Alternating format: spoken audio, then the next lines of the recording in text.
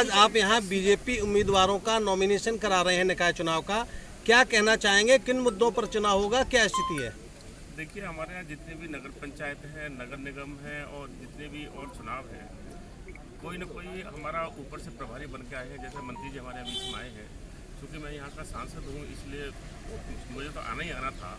यहाँ से मैं कासगंज जाऊँगा और मैं कह सकता हूँ कि उत्तर प्रदेश के अंदर आज के जो हालात हैं उसमें 100% भाजपा को सफलता मिलेगी। सांसद जी, कुछ उम्मीदवार नाराज भी हैं जिनको टिकट नहीं मिल पाया है, उनको कैसे मनाएंगे? क्योंकि पार्टी बहुत बड़ी है, बहुत ज़्यादा दावेदार थे। देखिए, एक या दो दिन देखना कि सब एक मंच पर होंगे। ये एक नेचुरल चीज़ है, जब किसी को उम्मीद होती है नहीं मिल पाती है तो थोड़ी सी कष्ट तो होता ही होता है। लेकिन भाजपा के अंदर ये जरूर देखा गया है कि एक दो दिन में से नॉर्मल होकर पार्टी के साथ काम करते हैं। सांसद जी, कासगंज में शशिलता चौहान ने विद्रोही उम्मीदवार के रूप में निर्दलीय नामांकन किया है, वो भी आपकी पार्टी से टिकट मांग रही थी, कैसे मैनेज करेंगे ये सब? ये सब मैनेज हो जाएगा, कोई बड़ी बात नहीं है। कोई नुकसान उठाना पड़ेगा क्या? कोई नुकसान नहीं होगा। हमारे मुद्दे भाईचारा बढ़ाना, अच्छी व्यवस्था देना, कानून व्यवस्था देना, अच्छा माहौल पैदा करना, ये अपना मकसद है। इसी को लेकर हम इस चुनाव मैदान में उतरेंगे और मैं विश्वास के साथ कह सकता हूँ पूरे प्रदेश में ऐतिहासिक जीत मिलने का काम।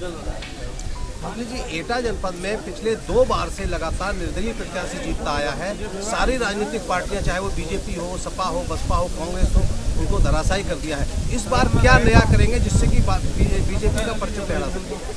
इस बार एक नया होने को तैयार है।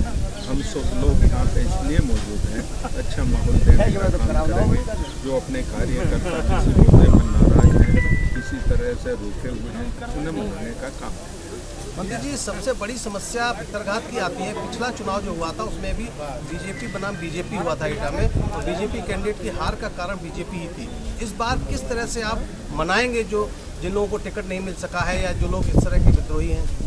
मैं काफ़ी लंबे टाइम से इस जनपद में आने का काम कर रहा हूँ। मुझे ऐसा कोई भी जाहिर नहीं हुआ कई बार आने पर भी कोई हमारा कार्यकर्ता बिखराव की तरफ है या विद्रोह की तरफ है। सबकी बार भाईचारा और एक दुखता के साथ होकर जीत को लेने का काम। मंत्री जी, कासगंज जनपद में भी यही स्थिति है। वहाँ डॉक्टर शशिलता चौहान ने बीजेपी प्रत्याशी के विद्रोह में नामांकन दाखिल किया है निर्दलीय। आप चूँकि पूरे सूबे के मंत्री हैं, क्या कहेंगे ऐसी स्थितियों पर? अलग अलग जिलों में ऐसी स्थितियाँ आ रही हैं। ये पहले से ही चलन है। सबको यहाँ कोई एक भगवान को भी मानने को तैयार नहीं है। कोई शिव जी महाराज को मानने का काम करता है तो हनुमान जी को मानने का काम करता है। यहाँ सबको एक नहीं मानने का काम करता है। पर फिर मैं दोहरा रहा हूँ, हम ऐतिहासिक और अच्छी जीत लेने का काम करें। मंत्री जी, 2024 पास में है, क्या ये जो निकाय चुनाव है ये 2024 का सेमीफाइनल है और इससे 2024 की पिच तैयार होगी जिससे आप लोग जी जान से मेहनत कर रहे हैं?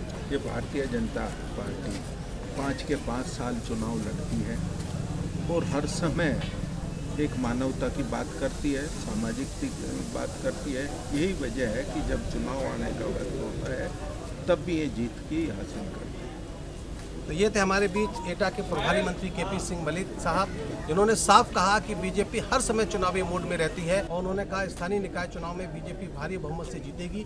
जहां कहीं छुटपुट बातें कहीं भितरघात की या विद्रोही उम्मीदवारों की हैं, उनका कहना है कि ये मना लिए जाएंगे और इसका चुनाव पर कोई फर्क नहीं पड़ेगा। एटा से एबीपी गंगा के लिए राकेश भदौरिया की रिपोर्ट।